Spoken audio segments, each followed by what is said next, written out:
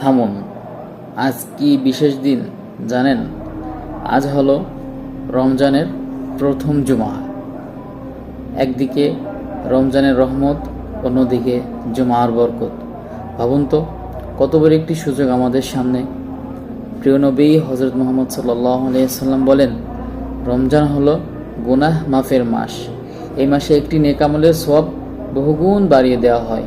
মনে রাখবেন, প্রথম জুমা নিয়ে আলাদা কোনো নির্দিষ্ট সহিহ হাদিস নেই, কিন্তু রমজান আর জুমার ফজিলত মিলেই আজকের দিনকে করেছে অসাধারণ মর্যাদাপূর্ণ। আজ আমরা কি করব এই বিষয়ে ছোট্ট একটু আলোচনা করি।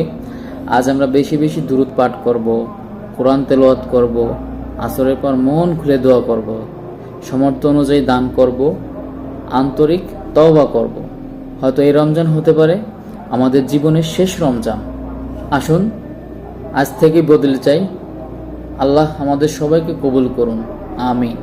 যারা ভিডিওটা দেখছেন, ভিডিওটি শেয়ার করেন আর চ্যানেলটি সাবস্ক্রাইব করে দিন।